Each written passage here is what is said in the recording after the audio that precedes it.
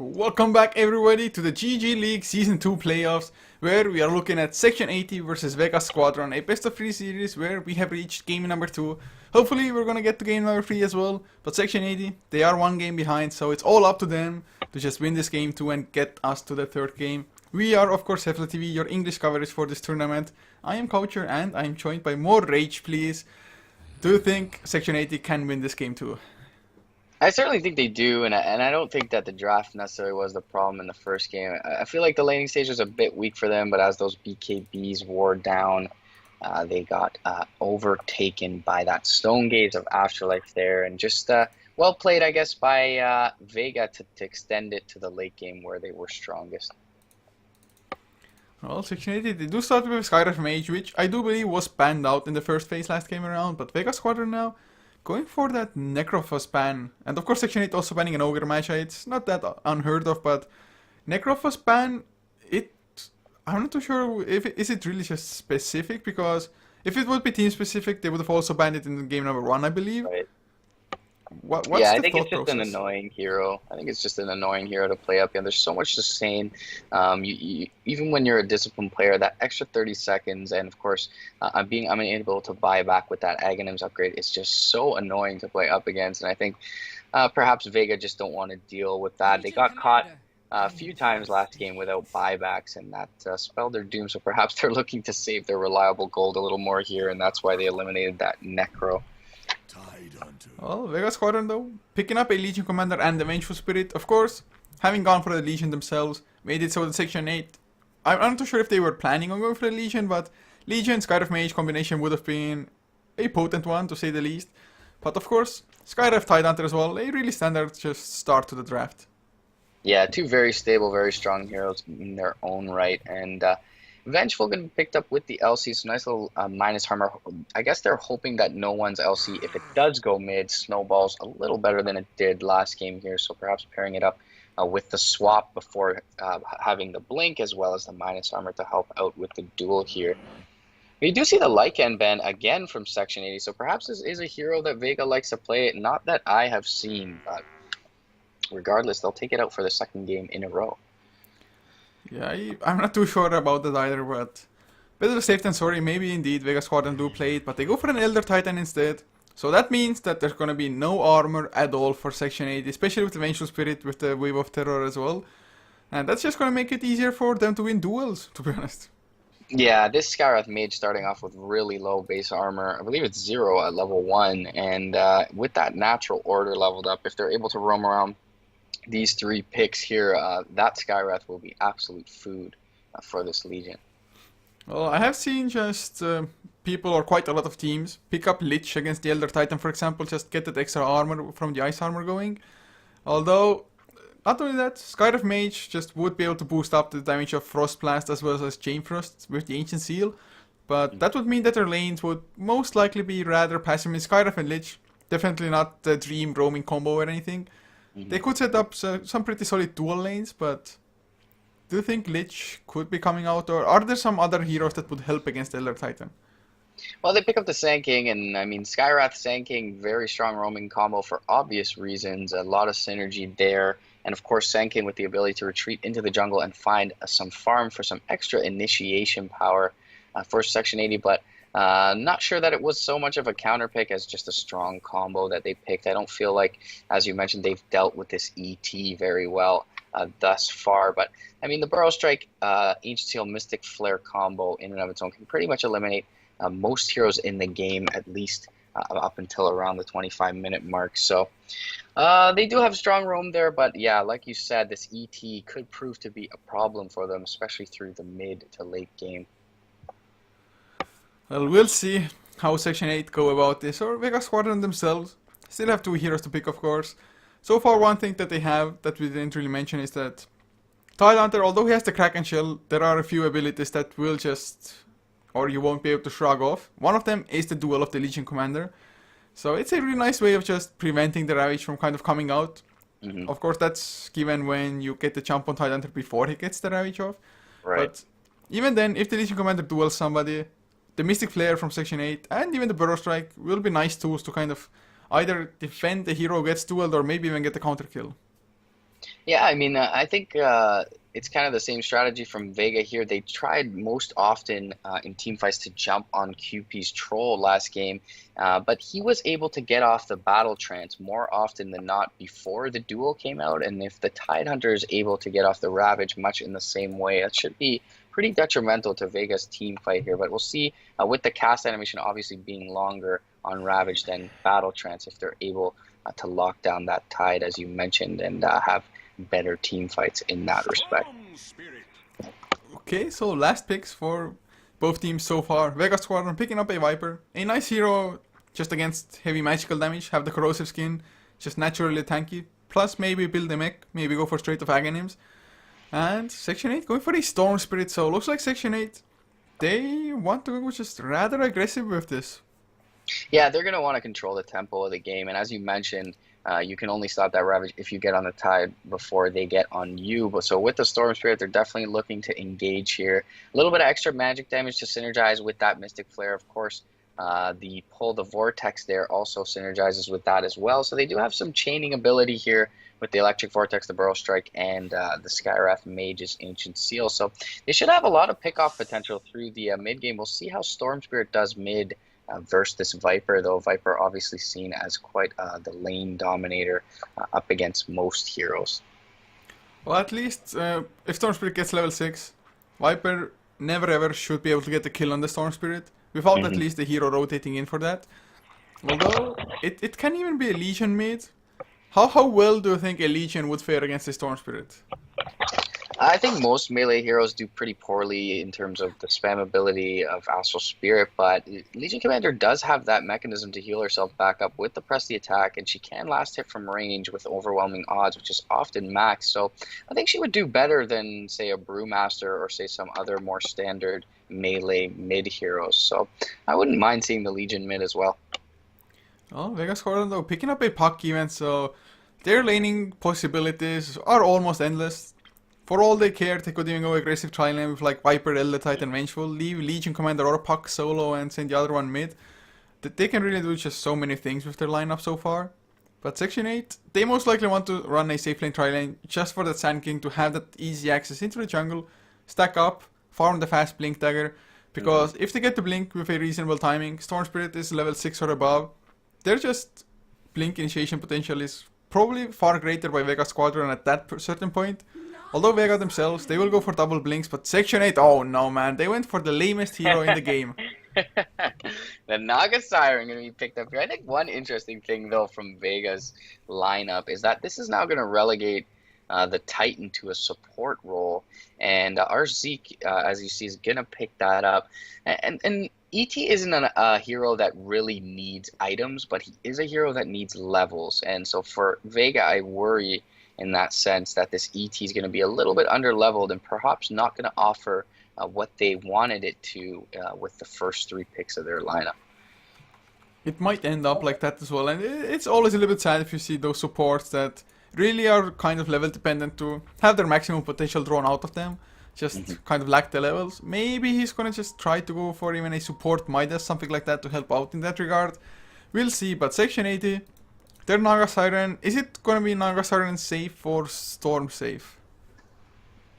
I think they do have the wherewithal to take that Naga mid, but Nico's picked it up, so it'll probably be safe lane.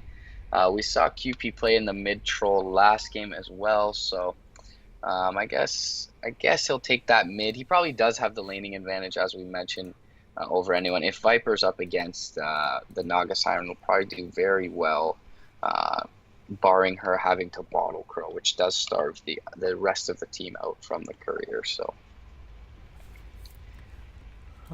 At the moment, they needed, I think, 2 minutes was said by Slavi, yes. Hopefully nothing too serious, and hopefully the 2 minutes will not extend into 10 or so. I've had that before, it's like second, and 15 minutes later, like 900 seconds later, it's like, yeah, we're done. They need to get the door, but little do you know, they live in a mansion with 45 staircases, so they'll be back in 10. It should see an interesting game here, though. I guess no one will take this puck to the mid lane, and that'll be an interesting matchup for them. They actually have the Viper and the LC, both who I thought would do pretty good against the Storm, but they're probably going to opt to send this Puck there. So interesting to see what matchup fleshes out in that mid lane. I mean, I think it's a nice idea from Vega as well, just because Puck, he definitely wants to get his levels. And up against the Storm Spirit, you would want to have Puck with those said levels, just to get the Waning Rift, gets the silence. And even against the Naga Siren, it's pretty nice as well, just blink in, silence, and hope to bring him down before he gets that Song of the Siren off. Yeah, a lot of magical damage in this game, a lot of bursts from both sides, but they do have the Ancient Seal advantage on the side of Section 80. So if early on this Skywrath doesn't feed too much to this LC, as well as the Viper, of course, has a lot of physical damage with the Nether Toxin, then it could pay dividends for them. But I could also see him certainly being food for this Vega lineup. So, do you think this Naga Siren, will he win Section 80 the game? Or can Vega apply enough pressure early enough to just delay out the Radiance or get enough map control? Because Vega, they don't really have any strong pushing. I mean, Vengeance Aura is going to be helpful, Nether Toxin somewhat so, but even if they do get the kills, can they also just follow up with the objectives? Yeah, I mean, you can definitely say Vega has the definition of a snowball lineup here with a Puck, LC, Viper, Tricore. So they're going to look to put pressure, and I think that's why 80 drafted the Storm Spirit to create space and find solo picks if they're able to. But if Vega balls up, it's going to be difficult for them to create space. They do have, of course, the Ravage, so a lot of insurance policies from Section 80, and in that sense, I really like their draft. We will see a 5-man smoke movement from them early on, though. And Slavi will be leading the charge on the Sand King, with Qpei on the Storm Spirit, Nico Baby, playing the Naga Siren, Akimbro on the Skyrift Mage and Kefka on the Tide, and oh god, they might even run into somebody. I've seen ganks just go through this way, just go through the back, and looks like that's exactly what's gonna happen. And they may run into 3 here, all in range of 1 Burrow Strike for Vega. Slavi gonna have the smoke pop. Burrow's gonna go out onto 2 here. And they will put some right clicks, and QB going to drop the Ancestral Spirit, but they're all going to run in different directions. But they've trapped Arzeek here in the trees, and they're actually going to split up their focus quite a bit. They will find Arzeek, though. First Blood going to go the way of QB, and he's already at a little bit of an advantage, sitting at 400 gold in this mid lane with his Null Talisman. So he'll have an early bottle. Slavi chasing down Seema here, puts another Burrow Strike into him, but doesn't have enough right click to bring him down. He's going to clarity up and back off. So successful smoke rotation pre-horn for Section 80 here. All things considered, it could have gone way worse for Vega. I mean, it was 3 against 5, plus all those 3 were grouped up so damn much. Too bad that Vega, they had some pretty nice reactions. First of all, they split up by a tiny bit, so only 2 got hit by the Burrow Strike, and their split up after that was perfect. Also a 4-man Echo Stomp from the Elder Titan, just buying time for the others' retreat. So, kind of like epic disaster averted, but are they really? Never mind, they're running a tri-lane after all. Vengeful Spirit just had to go all the way home. So they want to stop the Naga Siren from farming, and probably the best idea to have.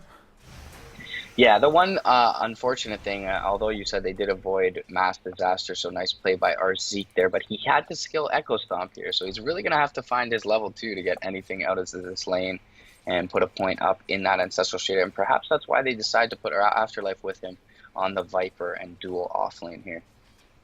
Well, Seema has arrived now as well, so it's a try versus try situation. I'd probably... It's hard to say who has the advantage in this, just because Riptide, Ancient Seal, just Arcane Bolts, can burst people down pretty fast, but then again, just farming-wise, Viper, being a ranged hero, will have the advantage over the Naga, of course. So it's hard to say, and Sand King, of course, given it that they're up against an aggressive tri-lane, he just won't have the free reign over his own jungle, or if he does, just focus on stacking and trying to farm it up. It's going to be a dual versus a tri-lane, so Nico Baby will suffer from that. Nice little play here, cheeky little play from Aki. He was actually going to dragged back the creeps that Arzeek were trying to pull towards his lane, and it looks like Afterlife will try to leech some XP from the pull here from Slavi. There is a Burrow Strike at the ready, but they don't have enough burst to bring down this Viper quite yet. He actually doesn't have Corrosive Skin, but with Nico farming up the wave under the tower, they're not really willing to go too aggressive there. Looking at the other lanes as well, Pasha on the Legion Commander, 11-1 compared to a 7-0 Tidehunter. But of course, Tidehunter, as he gets more points into Anchor Smash, should be able to overtake that lane, I think. Legion Commander usually with the overrolling odds might be enough, but without the bottle being in the safe lane, he might just get harassed back. And oh, Another Man, he got the Regen Rune, back to full HP, full mana as well. Can stand a little bit longer, but of course Pasha did go for that early magic stick as well to just get the most out of the anchor smashes. Yeah, interesting. He has a point in Gush. He must have gone for that for the first blood there, but 1 point in Kraken Shell would have helped him out quite a bit for himself. So he's actually going to harass down Pasha with that Gush Anchor Smash combo quite a bit, but does have a salve left, so should be fine. And Pasha also does pick up a bottle. Of course, it's going to take some time before the courier even delivers it out. Walking courier, just coming back from the mid lane as well. Most likely will get immediately upgraded if they can.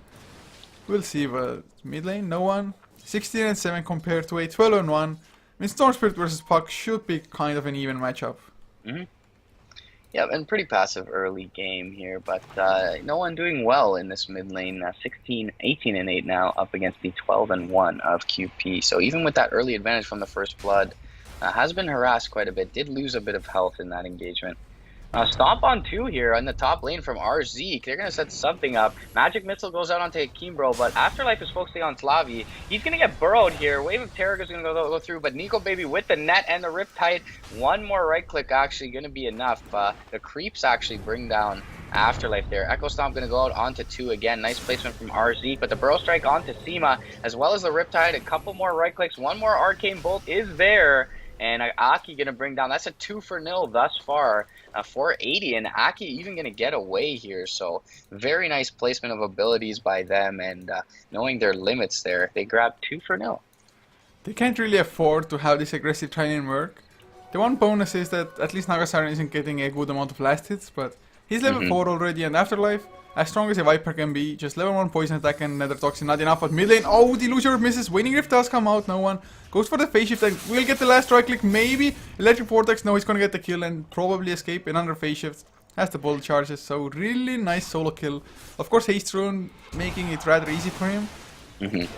Yeah, QP had no choice but to turn around there and try to find the kill with the tower because the haste was popped. But valiant attempt by him. Unfortunately, no one gonna find that kill. 3-1 is your score. 4.5 minutes in. We do see 2 TPs into the mid lane here. Slavi gonna get scouted out by no one, however. He's gonna phase early. He does get the Waning Rift off on 2 though, and he's able to jaunt away. Magic Missile out onto QP. Ancestral Spirit comes out too, but the Stomp gonna whiff, and they'll get away. In the meantime, Pasha, I didn't see exactly how it happened, but I did see Scarf Mage trying to TP there. But Legion Commander, by the time the TP arrived, he already had enough HP on him just with the bottle. Magic 1 charges, of course, as well. So he got a dual win, he got another kill. God damn, this this guy couldn't have gone more wrong, probably. that's gonna really bode well. Already you see Pasha at the top of the level chart, sitting at level 7. So that's gonna do really well for her in terms of an early blink. Already got Tread, Stout Shield, Bottle, and Magic Stick. 5.5 minutes into the game. That's just crazy. And even though the tri lane top didn't go as planned for Vega, probably, at least this Legion Commander now off to at least the start indicates that he's gonna get an early blink dagger. And if he does, he should be able to just start really winning the other lanes for their team as well. And as you mentioned, I mean, they are starving Nico out in this top lane. He's sitting at 5th overall, even under QP's Storm Spirit, and under the entire tri-core of Vega in terms of net worth. And he just amassed level 6 here, so Nico not doing extremely well. Also did go for the lane-oriented build with the max Riptide as opposed to the images there, so he's going to farm a little bit more slowly than usual. It's definitely a little bit sad, but in the safe lane you usually don't spam out the mirror image, or you don't have to rely on that just because in theory you should be able to last it. But bottom lane, they're gonna go for the jump onto Pasha. No duel this time, pressed attack was used, but the electric vortex brings him down. QP had the double damage as well. Even if the double damage takes them a little bit longer to get the kill than you would think, they do get it in the end though. I think without the double damage, maybe there would have been a counter kill potential, but nice just gank from the storm. Yeah, and it's definitely a worthy one, already at level 7, and was the highest on the net worth chart for Pasha's LC there. So wasn't able to buy anything either, it doesn't seem. Yeah, so loses quite a bit of gold there, buys a couple TPs, but still had a lot of unreliable gold left over. What do you think of Afterlife going for Tranquil Boots on the Viper? It's one of the most uncommon boot selections I've seen. I don't know if I've ever seen it in Pro Dota. Interesting pickup. I guess he just wants to stay in this lane here. There isn't too much disable. I mean, there is the level 1 net with the Burrow Strike there, but he can probably survive that and I guess look to back off and regen up. But, I mean, it's definitely not going to translate into mid to late games. So really not a huge fan of that pickup from the Viper. Especially because, I mean, it's the only good thing about this is the armor. So Riptide won't bring you to minus armor, but he's gonna be right clicking like constantly.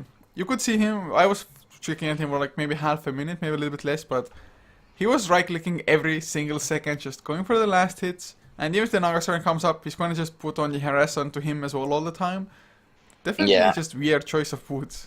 Yeah, and it's arguable that the extra armor can be kind of negated or counterbalanced by the levels in Corrosive Skin if he were to pick up treads with that extra health. So, not sure exactly why he chose that. A little bit interesting there. But Seema might find Slavi farming the jungle here with a Wave of Terror level 2, but doesn't have any support. So, not sure what Seema is doing here. He doesn't have a ward on him, so he is quite far behind enemy lines.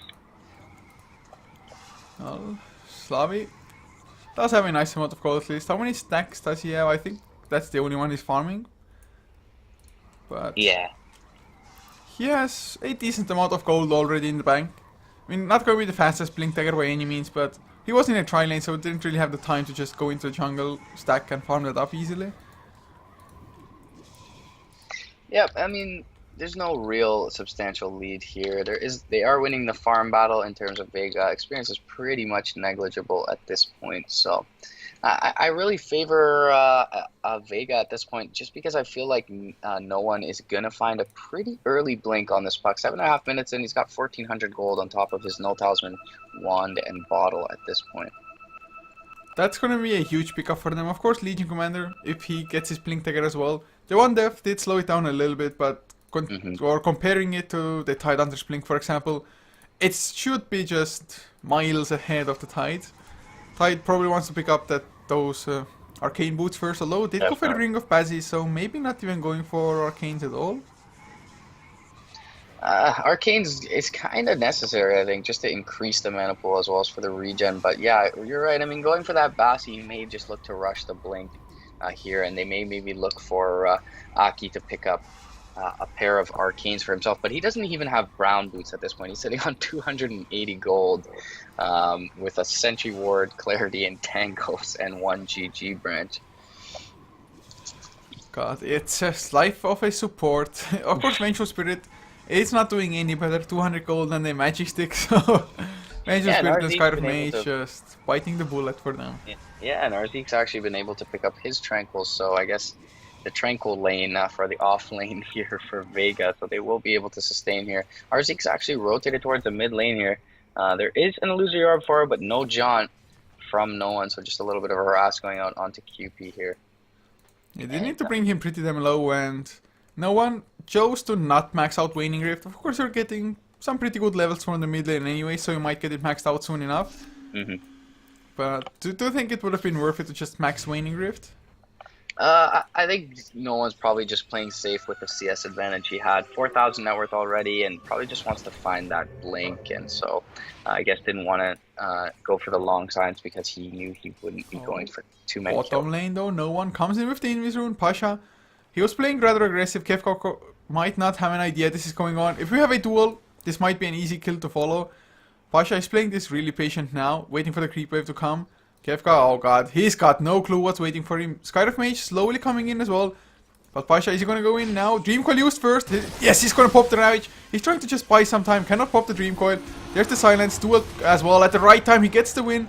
Jaunt out by no one. Cupid though, they might get the counter, but even if they do, Pasha already got the damage. Even RC TP'd in, and no one looks to be safe as well. Yeah, QP pretty low on mana there and wasn't able to pick off anyone also with the tower nearby. No one going to be able to scurry off into the tree line. Will he drop a remnant here perhaps to take a look? He does not, so nice play from no one. He should get away scot-free here. And this ward will scout him out when he Illusory Orbs down if he chooses to do so. I think you may want to go on to Kefka again in duel, only on cooldown for another 10 seconds. Never mind, just gonna back off the other way. Although Pasha goes aggressive on Kefka, just throws in one right click, gonna back off after that. Still has one bottle charge as well. In the mid lane now, no one. He doesn't have his ultimate. Has to be a little bit careful even because Elder Titan. Echo Stomp maybe is gonna be able to save him, but I wouldn't count on it. Yeah, and he's only 100 gold from the Blink Dagger at this point, so it needs to play really safe here. He actually just used his orb to farm, so a little bit scary, but QP choosing not to go in, I guess doesn't have enough mana and enough information about where the supports are for Vega. And bottom lane Pasha went in with overwhelming odds, pressed the attack and tried to chase down for a duel, but QP, he started a TP which he cancelled as well. Now he's unable to bottle up. Oh, that hurts. It would have been a regen rune for him. But Storm Spirit doesn't get the regen rune. Blink on Puck as well. Legion Commander about 400 gold away from his own. So they're getting pretty close to those just crucial items for themselves. Viper is going for a mech, even with those Tranquil Boots. That's going to be a huge strain on his mana pool. I mean, even with Power Threads, being able to switch them to Intelligent and everything, just the increased mana cost of mech from a few patches ago, it's so devastating. It really is, and I mean, since that first death, they've pretty much left Afterlife unchecked in this offlane here. He's sitting at 58 CS to the 29 of Nico's Naga Siren here. So winning the farm battle for Vega and the experience battle at this point. This Naga Siren's Radiance is gonna be one of the slowest ones I've seen probably. Considering that he hasn't died or anything. I mean, 3 assists, no deaths. Yet still unable to really get much of anything. Section 80... they're really prioritizing just Slavi getting the Blink Dagger on the Sand King, and maybe they're hoping that, or over just estimating how much it's gonna accomplish for them.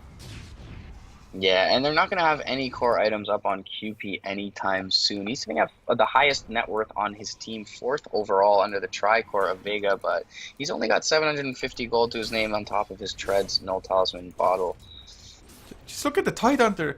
He cannot even go against Legion Commander, who's level 10, soon to be level 11 even. Just that's so sick if you see a Tidehunter in a solo matchup. But there's the Blink, Dream Call onto Nico Baby as well. They need one more stun to follow up. Song of the Siren just before the Magic Missile though. He does get Echo Stomped, so no TP out for him and no one. He's in a great position to maybe even follow up. Akimbro gets the TP out. Tidehunter, he comes in, but one hero already left. The kill of the Naga Siren. Tidehunter's TP there. Oh god, please don't pop the Ravage at least. Just die dignified. Although, there's the Ravage. It does catch 4, so not that bad with QP coming in. In the end, he managed to bait it out. For a second I thought like that his TP was in vain, but now gonna go jump onto Puck. There's the Burrow Strike with the Blink as well. They get the second kill. Section 80, they're playing this pretty nicely, but straight into the duel. They need to get the Storm Spirit down fast enough. Natural Order will help out a little bit. Pasha might go down to that epicenter with the Blink. They're gonna get Seema, but there's the overwhelming odds. A few more right clicks. Even RC gonna come in. He's hitting pretty damn hard. Plus 90 damage from that Astral Spirit. So it is, I think, a 4-4-1. Although they might get Slavi as well. Not 4-4-1, a 3-4... 3-4-4? I don't even know. And there's another kill picked up there for 80, but they will feed over the LC perhaps. Actually, she pressed the attack before that Ancient Seal come down. She's going to chase down Akimbro here. Blink forward. Aki trying to juke back upwards. There's not an overwhelming odds for another 8 seconds, so I'm not sure that she can chase this down. But she does have the MS advantage. One more right click, juking around the trees, but the creep wave actually going to block him in.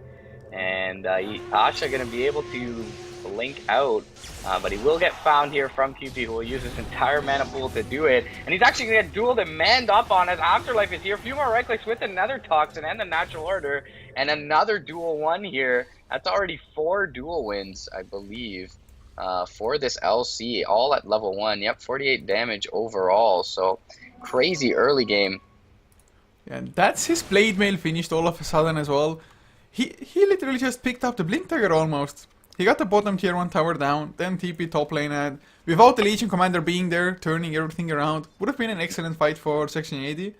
I do believe the kill score was 4-4 before this top just shenanigans happened. Yeah. So in the end, it was like a 7-4-3. Yeah, after the Tidehunter Ravage, it looked really good for Section 80, but they were able to draw out the fight and get that duel on the Storm Spirit. I should say two level 1 duels and 2 level 2 duels, 20 and 28 damage there for Pasha. So doing very well, snowballing a lot more than no one did in the previous game for Vega. Can he continue doing so though? Blade Mail will make it a little bit easier. I mean, there are no BKBs coming out. Sand King Just trying to farm up a little bit further. Akimbro not gonna even go into vision range. Kefka probably doesn't want to do that either. And mid lane, they get the jump. There's the duel with the silence coming out first from the puck. Double blink daggers. God damn, Pasha, 62 points of damage already. That's exactly how you would want your Legion Commander game to go. Yeah, definitely. 7,600 net worth is 4,700 ahead of the highest net worth target on section, which is QP, who's been pretty damn irrelevant though. They're going to find the Waning Rift and the Coil on Slavi as well as the Illusory Orb mid lane. They know exactly where he is, however, and there will be a Magic Missile ready for him, but he's able to blink out. They don't have anything to AoE stun him there. So ET going to find a kill top though on Aki, and they're going to aggress on this tier 1 here for Vega. That's the last tier 1 going down as well. I don't know what exactly happened there, but looking at Nico baby, Naga Siren, what is he attempting in the enemy jungle? Is he just hiding? But it's already 15 minutes in. He has 1.7k gold. He is nowhere near finishing up that Radiance, and even if he does, it's gonna be a naked Radiance because he only has Ring of Passage. Usually it's like at least Ring of Aquila or Drums before Radiance as well. This Naga Siren pick just has done nothing for them this far, and I don't see the Naga Siren just being able to overtake the game for at least another solid 15 minutes. I mean, if you look at the net worth chart, it doesn't look terrible, but if you look at the levels, this Naga Siren is level 8, which is the same as the Elder Titan. Skydive is level 5 still. Yeah, I mean, this case is almost GG territory for Section 80 here. They're just getting rolled in all phases of the game, and Afterlife finding that tier 1 last hit there as well. Should have another item up in pretty good timing with already his Aquila Bracer and mech. Well, it's hard for Section 80 to stop Vega's Death Ball now. If they just group up as 5 with the mech, with Natural Order level 3 as well, Arseek building towards the Dual Scepter, how can Section 80 put a stop to this? They're going for bottom lane though. Nico baby gonna get dueled. Naga Siren, another death. Nice epicenter, might get the kill. Never mind. There's the phase shift. They're gonna chase down Slavi. He uses the Sandstorm. Is he gonna be able to outrun them? No, blink. 4 seconds on cooldown. Never mind. Puck gets the kill, or rather, Legion Commander picks it up. In the meantime, they get Akimbro in the mid lane and a tier 2 down as well, most likely. This game, I don't know. Section 80, they just feel like they're not. I'm not too sure if they're not communicating or they're just falling apart. Yeah, they must have been a little bit demoralized from that game 1. The drums did come out right away for Afterlife there, and they were able to right-click down Aki pretty quickly with that Viper Strike. And now with another Toxin, they'll clean up this tower pretty easily as well. And zone away QP. Zone away the highest net worth target from Section 80 with an Ancestral Spirit from the EP. So things looking pretty brutal here for 80. So, what do they even have to do to just remedy the situation? Is there anything else but try to turtle high ground?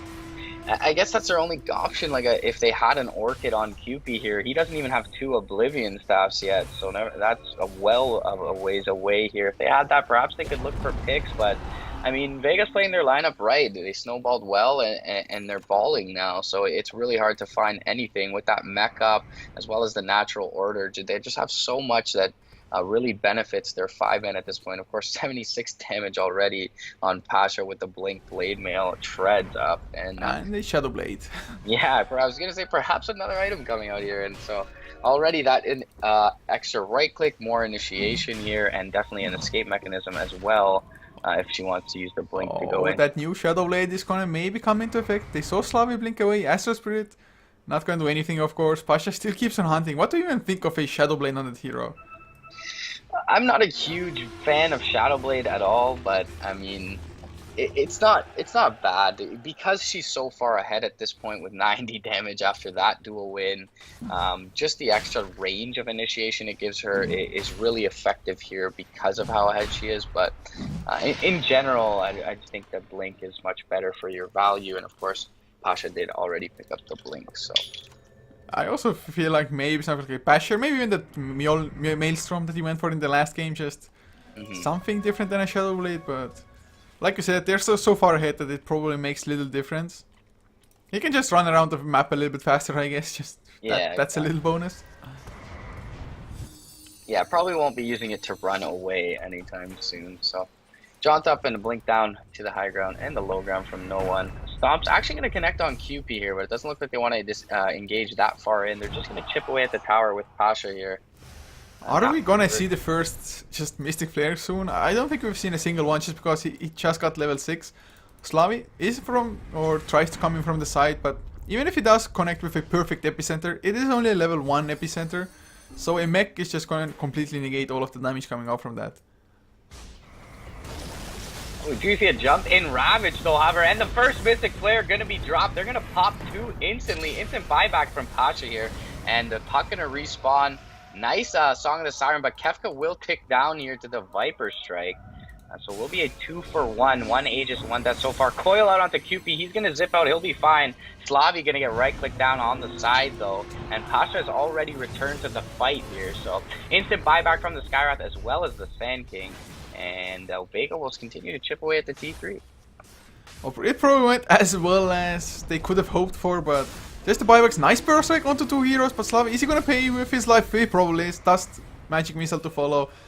So that's going to be the first set of racks. Only 20 minutes in Naga Siren. Still up to 2.6k gold only. No Radiance in sight. Vega, it's going to take a hell of a lot for them to just throw this game, I think.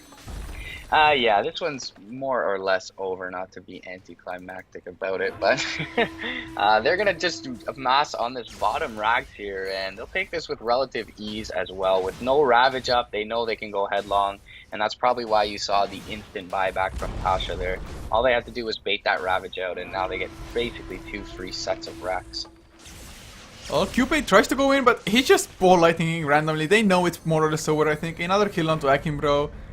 That's gonna be Rax. Kefka just sitting in the trees, soaking up some XP. I don't know this.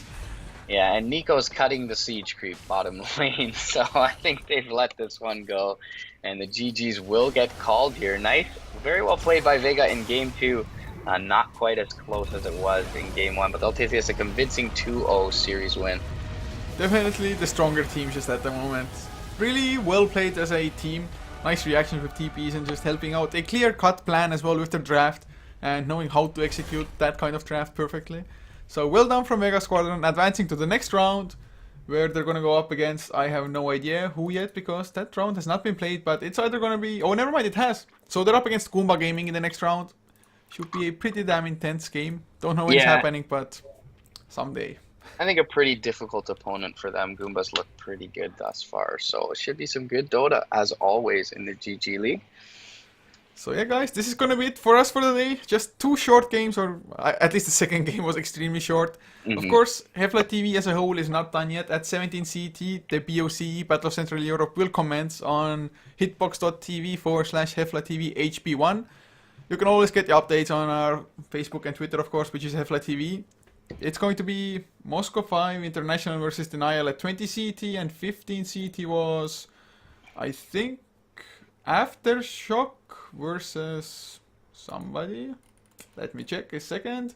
Yeah, oh, it's Aftershock versus Moscow 5 International first, and Moscow 5 Normal versus Denial at 20. So, more Dota to come, but guys, thank you for tuning in. Hope you enjoyed the cast, and more rage, please. Any last words?